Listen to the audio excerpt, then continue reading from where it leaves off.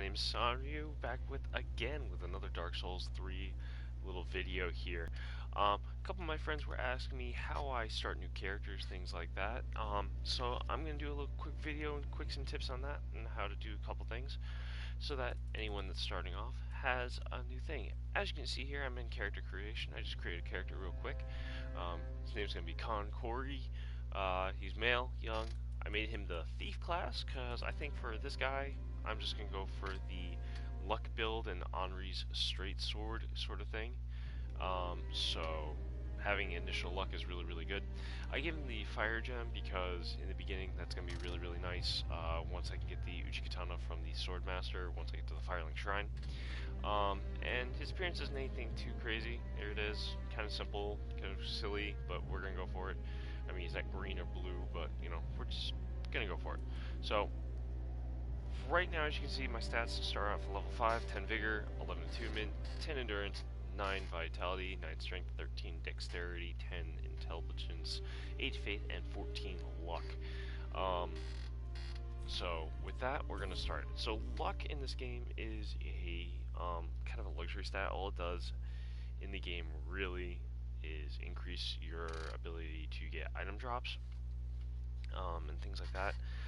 But Henri's straight sword, which I mentioned before in my weapon showcase, its damage actually stacks with luck. So I've been really wanting to do just a character just with a straight luck Henri's straight sword build. So the thief has the highest luck, starting luck for all the characters, and Henri's straight sword doesn't really need all that much for stats wise. And I'm really just doing this just to get Henri's straight sword as soon as possible, and then just start getting that thing up to plus 10 as fast as possible as well. So, but as you can see, you raise out of the grave, and you start at Cemetery Ash. Now, I have this Dimpy Bandit's dagger thing. It's not going to be fun. I'm not going to be able to switch weapons from this. I do have a bow, which will come in handy, but let's just check it from the top and see what happens here. So first off, you run across one guy here, and most of these guys are pretty easy to take care of. Everything else like that. So first off, we're going to take this right pathway. We got a little item over here, so we're going to grab that. And most of these items aren't going to be really helpful. They'll be consumables or just quick soul gathering things and whatnot. So, again, what a lot of people don't do is they kind of rush through a lot of this. So we'll grab that, we'll get the Ashen Flask, which fills up our blue bar. So my recommendation to anyone starting off the game is just take your time. You know, look for those backstabs, especially on the PvE characters. If you think you can get it, go for it. You know, block, dodge, roll, whatever you're gonna do. You can parry. I'm actually terrible at parrying, and I've been trying to practice parrying.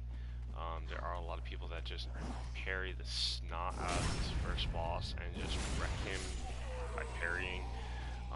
I can never get the timing down for parrying, so but we're just gonna take this nice and easy. Everything else like that, crossbowman again, just get on in 2 swings, boom, done. No big deal there. Alright, so right here we got 2 guys, got one there and one there, so we're just gonna take them out real quick. He's gonna run at us, we'll dodge and take him out. Alright, so once everyone is taken out here, if you read all these symbols and things, it tells you how to, you know, what the controls are, things like that, so don't skip those. But as you can see over here, we have a little cliff, right? And this is where things are going to get interesting. We're going to come up here first, just so we don't have to walk so far and everything else like that. We're going to activate this bonfire right here. We're just going to light it. Boom.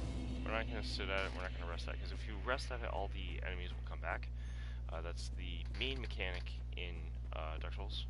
So we don't want any of these mobs to spawn back just yet. We're going to go cheese. We're going to cheese kill this crystal lizard over here. Or crystal basilisk, I should say, because that's what they're called. So that thing says turn back. It is one that the developers put there to tell you, hey, you shouldn't take this thing on just yet, and we're gonna ignore that. So as you can see, there's some items over there, and then you get this crystal basilisk right there, and he's gonna get all ticked off, and he's gonna start charging you. Now he can easily kill us, but we're gonna aggro him. We're gonna aggro him. Make him follow us. Here he comes. Ow.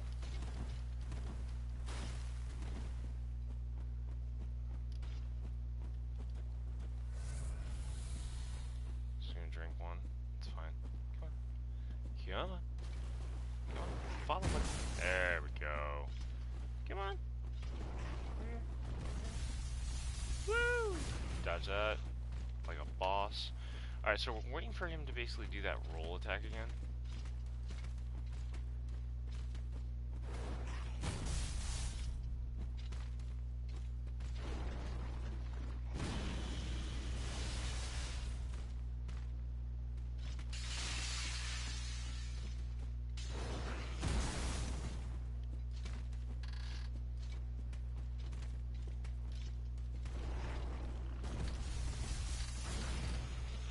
So he did it, but he didn't. Basically, we're just trying to get him to jump off the side here.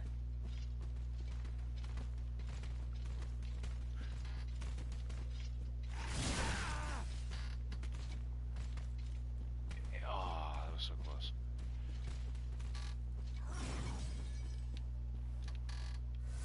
There he goes. And there we go. So he fell off the side. So basically, yeah, just lure him over here. If he does his little rolling attack from like here-ish, somewhere in here, and goes straight for you, and you just like look at him and then just dodge over to over here, he'll usually just fly off, and then you get that instant 4,000 souls in the Titanite scale, which is really nice. He can be annoying like that, where he just charged me and did the hop. At the same time, if he can get the spacing right, he'll hop off as well. But, you know, a little annoying for that run. Wasn't as smooth as I'd like it to be, but that's alright. So, next, we'll come back over here, because he's dead. And if you rest, he will not come back. He's one of those minion mob monsters things that will not spawn back. There's a couple of them like that, so we'll just grab this Soul of the Knowledge Traveler, which again is a soul consumable, so that gives us more souls if we crush it from our inventory, so we can level up or, you know, reinforce weapons and things like that. So, moving on. So we're gonna go back to the bonfire now, and now that we got that section completely cleared off, now we're gonna rest at the bonfire so we can get some of our SS flasks back, which we have 3 of total to begin with the game with, and then we're gonna try and fight Gungnir. So we get the rest emote, and we get our flasks back. And as you can see, these guys are always here to begin with. So these guys are a little bit tougher than the beginning area. So you just want to block the attacks, hit them, or you can, you know, again, you can parry, that sort of thing as well, if parrying is your thing.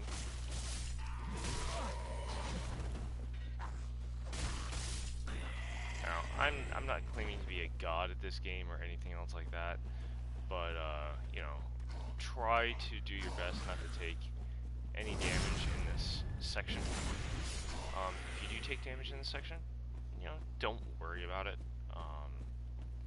but it definitely helps if you don't. You know, learn these guys' attack patterns, where they're coming from, everything else like that. So, if I came up and tried to attack this guy right here, the guy that was right there will come up from behind you and just wreck your face, and you will not have a good day. So, next, let me show you how to jump. So, you press L3 while dashing to jump. So, we're going to jump right here towards this tree. You'll land on this item, and you get a Titanite shard. These you use for reinforcing your weapons, so it's really good to get these earlier on.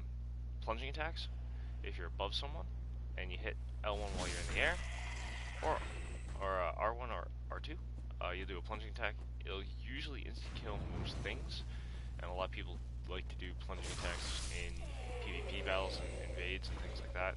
So use them when you can.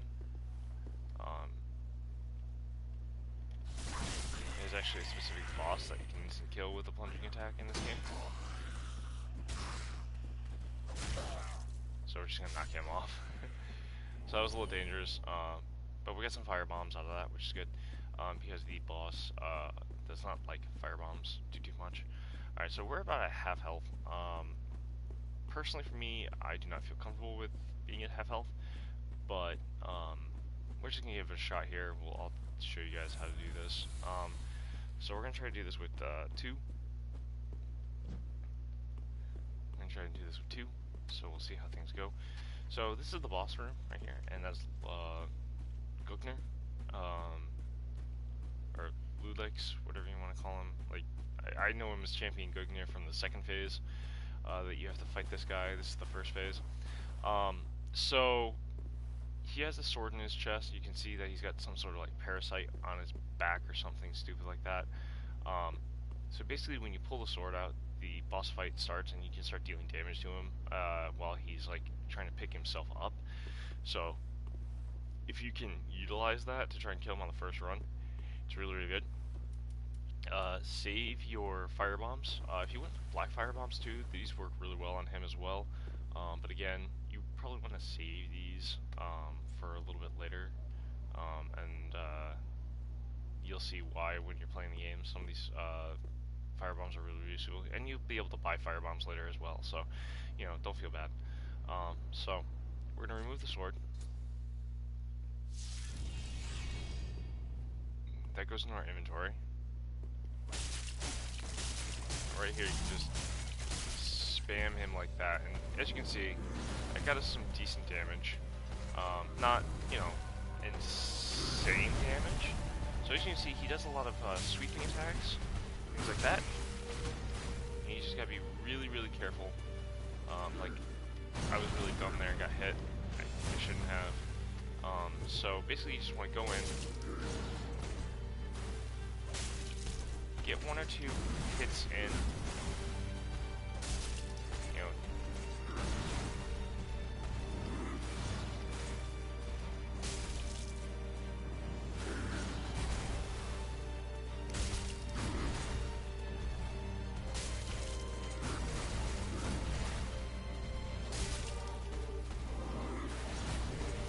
as you can see, I'm just taking my time, rolling every once in a while. Alright, so this is another chance for you to get some okay damage on him. Now this thing is where fire bombs are kind of useful. You can use these to get some good range attacks in. As you can see, he hurts like a bitch. I wanted to actually take that hit so you can see that this thing does not joke around. So basically you just want to keep your distance and then roll in.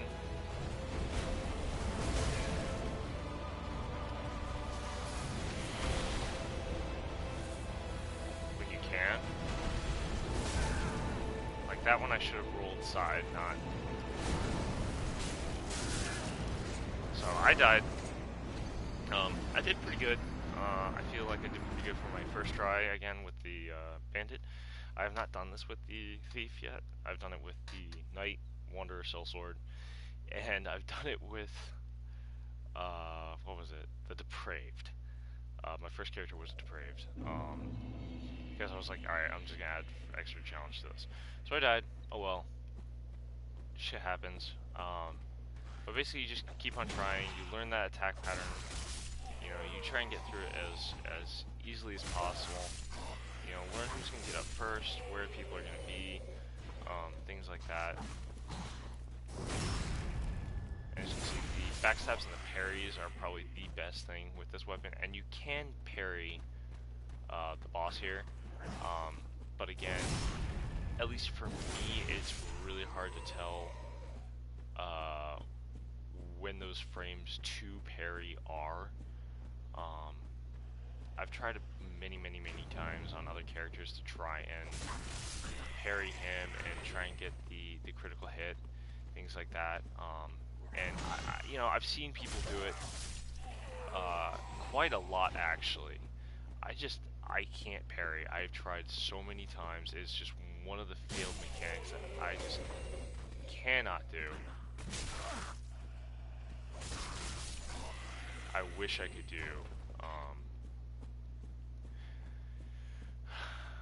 If you do farm up these guys, which you can do, I wouldn't suggest it, but you can do. They'll drop Fated Souls, they'll drop Chimes, which is used for casting miracles. And I think the Spear guy has a chance of dropping his Spear and his Shield, but it's very, very, very low chance. So the more luck you have, the better you'll have at getting that. So if you're having issues, maybe farming those guys up a little bit to do that might be a better option for you in particular. So as you can see, I gotta fight him again, and wow, he instantly hits me with that. That's nuts. I knew I dodged that. That's okay.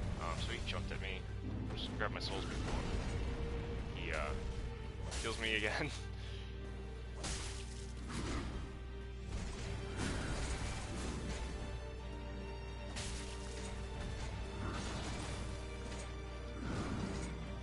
Don't let him grab you.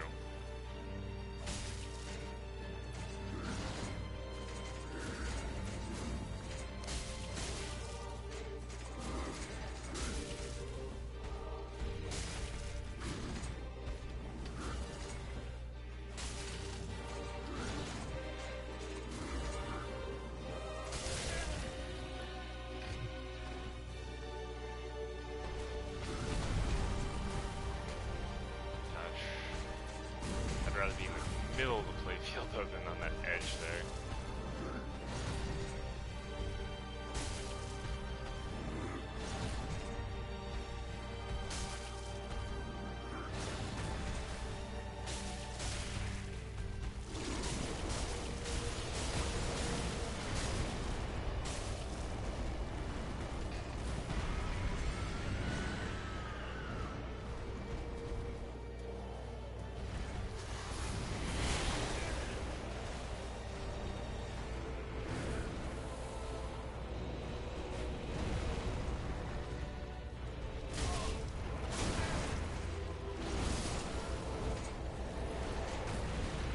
Combos are ridiculous sometimes. Like, he didn't even attack me, the claw just touched me and stunned me and I couldn't roll out of the way, so I got hit by a 2-hit. It's that last form is annoying. If you do have firebombs and you start becoming really desperate during that point, using the firebombs is not a bad idea to use ranged combat at that point. I keep on forgetting I do have a bow, so I can use the bow as a good ranged combat choice as well. I think I have 30 arrows, so I could be using those to try and whittle them down. So as you can see, Fated Soul right there.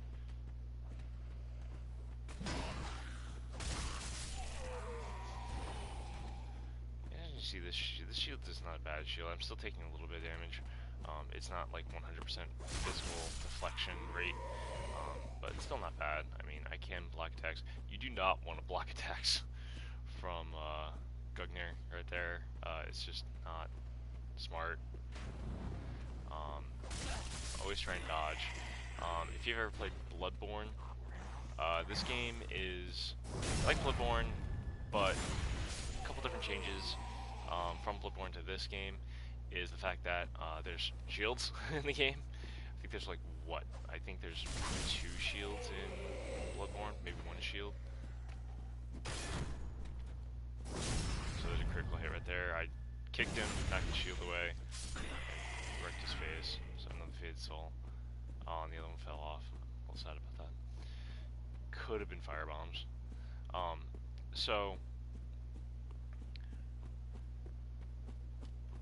actually did really well that time. So to equip items like that and things like that, you got rings, you got arms, you know, other weapons. You can see bandit's knife, short bow. I got my Estus flasks. We're gonna put those on just because I want some more options when he changes up. We get him pretty low every time, so I feel pretty good about it. So, like I said, I'm really bad at parrying, but if you think you can parry this guy, then freaking do it. Like, it's totally worth it. But we've got some different options here.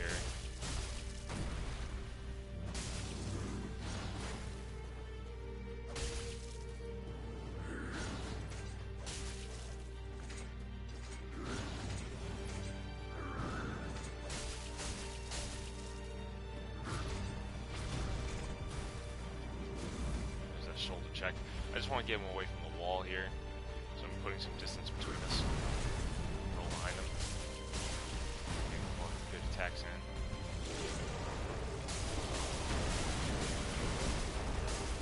He wasn't transforming before.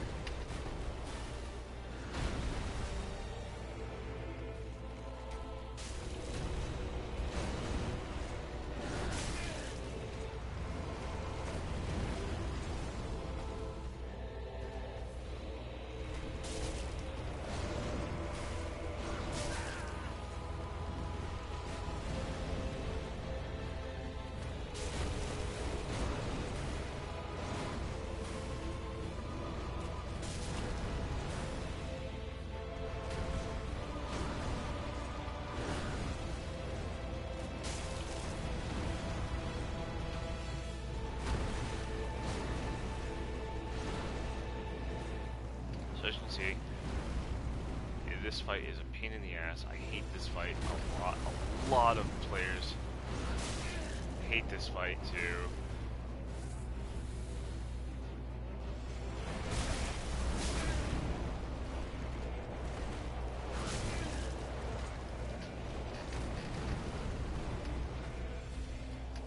I'm stuck.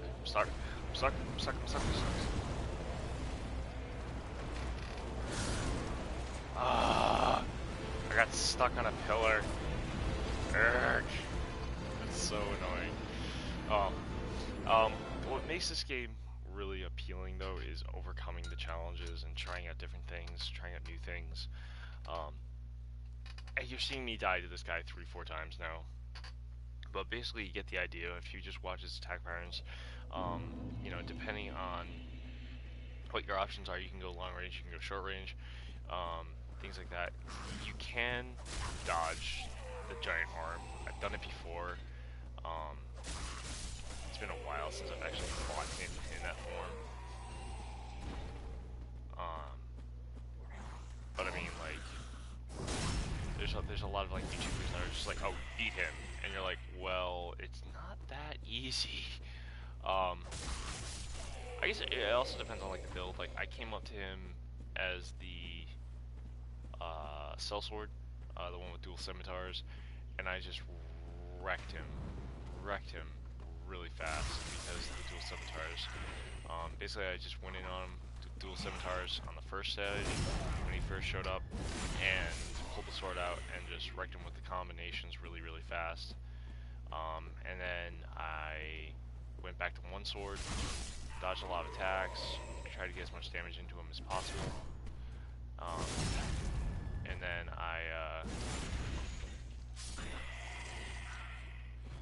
And then once he started transforming into the big beast, I again went to tool sword mode, just did the combos again, and it dropped him down to almost nothing. And so I just kept close to him, dodge rolled to the left and right, and finished him off.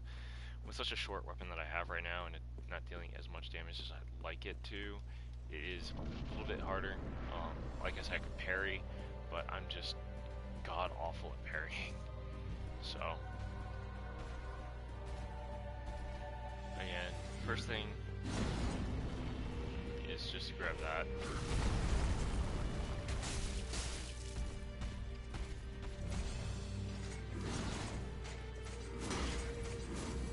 So I blocked that attack. Blocked that one as well. Just back them away from the wall there, dodge those attacks. Probably should try and get him to jump here. See if he'll jump. Come on. Oh, that's not a jump.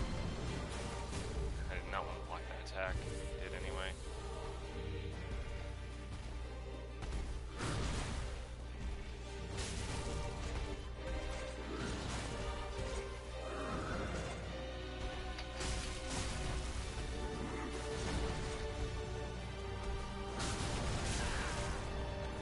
how that secondary hit me,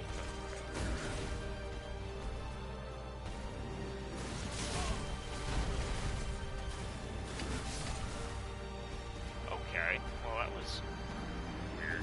Alright. So anyway, I think you guys get the idea. I'm not gonna have you watch me get murdered half the time trying to do this, but once you beat him, you'll head up over to Firelink Shrine. There's a couple enemies there, things like that. I will show you guys how to cheese the Swordmaster, who is a pain, or you can look that up. There's a lot of videos on how to cheese the Swordmaster to get the Uchigatana as early as possible. And then because I got the fire gem, you can use that to get a fire Uchigatana really fast and be able to deal with that. I think you need a 10 strength minimum for that, or 12 strength minimum for that. So, and an 18 dexterity, I think, are what you're looking for. So, with this particular character, I will have to level up before I can use that sword. But it is a good starting sword for that. We're going to give this one more try before I close off this video. If I can beat him one more time, I'll show you guys how to quickly take care of the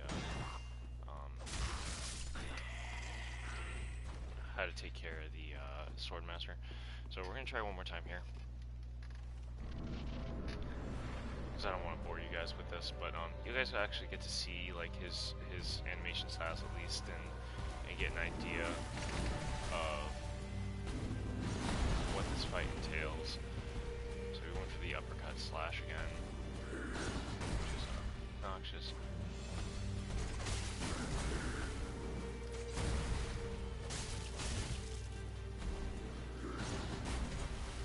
Now, as you can see, I'm mostly dodging to the right.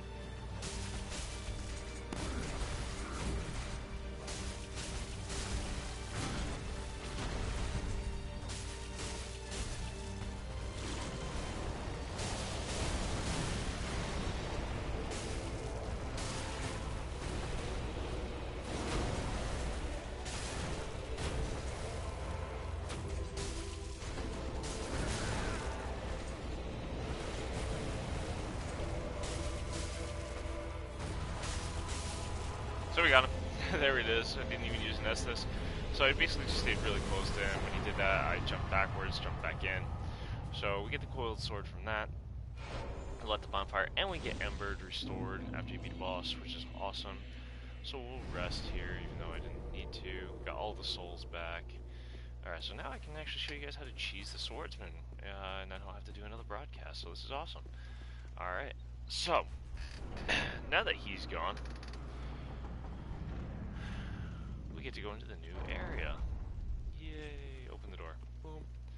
Alright, so this is just outside Firelink Shrine, which is going to be the main hub for the game, basically.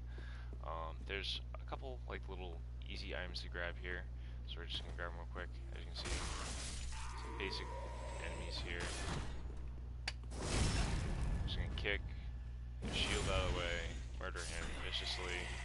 He's going to lay there like a thud. The ragdolling of physics in the game causes a lot of fun and a lot of mischief. And I've seen some really cool things that you can do. But as you can see, I can just drag him with me for a little bit, which is kind of hilarious. Take that as you will. So, if we go up here, we got 2 bodies there, and there's 2 more up there. So we're going to quickly just take those 2 out. And then we have that archer right there and a shield dude. So we're actually gonna dodge that. We're gonna come up here. Give us some more leeway. So that's the way to the Firelink Shrine, but we're not gonna go that way. Ow. Just yet. Of course, I get the backstab animation. It doesn't backstab. Oop. Alright. Alright, so we got him. You're annoying. Stop. So I'm going to show you where a lot of the items are on the outside of Firelink Shrine first. Whoop, that's not where I want to go. I'm sorry, I do have my camera on high sensitivity because I do like to be able to see and turn the camera as fast as possible so I can do what I need to do. So, other than the first item down there, you got this one right here on the tree. You get an East West Shield. And that will actually cause these guys to get aggroed. So you can just take them out real quick. They come from up here, so you can definitely take them out first, of course. Then you got another item right here, which is an Ember. These are used to gain your humanity back so that you can summon people, which is really, really important later on in the game. It also gives you extra health when you're full-on human, when you're embered. So remember that. Like, if you're having issues with the boss and you think you need a little bit more health, being embered might help you. But while you're embered, you can also be invaded. So there is a give and take on that fact. As you can see, there's a dog down there. The item that we just grabbed over there. So I'm gonna jump down. Another ember. You're gonna find a lot of these. So we're just gonna kill that dog real quick. Dogs are annoying. They're always annoying, and you're going to see a lot more of them, and it's not fun. So okay, so that's the Firelink Shrine. Again, we're not going to go into the Firelink Shrine yet. I'm going to show you guys how the easiest way to cheese this guy is. It may take multiple times to do it, but you can do it. The main thing you have to remember is this spot right here. This is the spot. This is the spot you want to be in. So he's up there. You can just barely make him out. He's that big, skinless, loincloth wearing dude up there. That's a Swordmaster. When you get up close, he aggros, just like that. And he's going to come down, and he's going to try and fight us. And he goes into the thing. So we basically just wait until he gets up a little bit closer. There he comes. And we jump there. And he falls off. That easy. And we almost died from his attack. So he died, we get the souls. Now, you're like, okay, well, where's his items? He's supposed to have items. Yeah, he drops the Uchigatana and the Master Swordsman armor set, which is the loincloth and cuffs. But they're not there. So I'm going to show you how we get those. So first, now that he's dead, we go over to the Firelink Shrine. As you can see, I already have 10,000 souls, which for this early on isn't bad, actually. It's pretty decent. So we go into Firelink Shrine, and we can talk to everyone here. We'll talk to this guy first. Ah, He tells us about another. stuff. Will you not kiss me? I'll let And you it guys would read that on your own, but he'll Don't give you you think? a emote, What about? and you just want to make sure What that about? you go through his conversations. Then you can talk to her. Welcome This to is I am by the Firelink Lord to this. Keeper, and she's the one who's going to level you up. Farewell, so don't do Ashen that One. just yet. What you do need to do is you need to put that coiled sword into the bonfire. Boom, you lit the bonfire, congratulations. And you can go talk to those two guys, they'll tell you other things. You got the handmaiden over there that likes to sell stuff. And then you've got our favorite blacksmith who's going to be upgrading our weapons and things like that. So, now that we've rested, everything spawns back. Okay, so why is that important? Well, since all the minions have spawned back in, you know, we have to kill a bunch of things first. But as you can see, if you have caught the glimpse of the stairs there, there's a little white dot. Now, white dots are always items. When you respawn the world, if he fell off the world, his items will always respawn back at the top of the steps here. So you can come back up here, grab his items, which is the Uchigatana and the Master Attire and gloves, and boom, you've got a nice Uchigatana to use for whatever you want. So I'm probably going to end up using the Uchigatana to begin with, because it is a far superior weapon compared to the Bandit Dagger. So basically now that I have 10,000 souls and that, basically I'm just going to go in my inventory, go to the Uji, see what I need. I need 11 strength, 16 dex, so I don't need too much. So now we're just going to talk Ash to the pricked Firelink them Shrine. out to lock. Very well, then taken. And she's going to be like, okay. So now you use your souls. So I have to get 11 and 16. And we'll just leave it at that for the moment. Well, you know, we'll even increase the vitality, just so I have a flat 50 equip load. Farewell, Ashen One. So now that we have that, oh, and you can also talk to Ashen, all the these Motolo. NPCs. Ashen, I Ashen. These guys, Farewell. always exhaust their dialogue. I've lots and ye Ashen, as is Tells you, hey, that. bring souls. Bring, and stuff. is it not? You also get ashes as well. Just quickly show you what she sells. So if you don't want to use the Uchi Katana, she gives you a couple different choices of weapons. Short sword, scimitar, halberds, a couple different things, and a pretty basic armor set, the chain armor. The best shield that she has is the large leather shield, but there's a trick that you can do with the large leather shield as well, which I will get to later. But you definitely want the white soapstone, so get that as soon as possible, and the dried finger. You want those items as soon as possible, Ashen One. because these allow you to be summoned, and so that you can actually summon your friends. So if you're looking to co-op, which I always love co-oping with my buddies. Well, I am as a humbles so your toil. Let me. here's I am. our blacksmith. Okay, so we can reinforce weapons, which we need Titanite shards for, which we do not have. But you can also infuse, and you'll get embers, you'll get coals as you're adventuring around, things like that. As you can see, the bandit's knife has bleed, things like that. But this is what we're mostly looking at, is the Uchi. And because we started the game with that fire gem, we can instantly make this a fire Uchi Katana. And basically the way it works is if you look at the attack power right here, what it currently is a 115 plus 15. So right now it's doing 130 damage. If we make it a fire Uchi Katana, it'll change its physical to 89, and it'll change its fire to 89. So, you know, round those up to 90. That's 180 damage minus 2, so you're doing 178 damage with a bleed effect and fire damage. So you're actually going to be doing a lot more. It gets rid of its scaling, but you will do more damage overall for a while, and you can upgrade this, and you can return it back to its normal state and put in a sharp gem into it or things like that if you really want to. So right now we are just going to keep it as a fire Uchi Katana, and we're going to Pretty be careful. crap out of this weapon for this character, at least for a good long while. Other than that though, probably once I get a better shield, I'll probably equip a better shield as well. But for now, we got this awesome fire katana now that'll get us through most of the game, or at least a good beginning of the area until I get what I'm looking for this particular character, which is Henri's. So I have to get to Crucifixion Woods and kill both of them and get Henri's straight sword that way, and then upgrade that.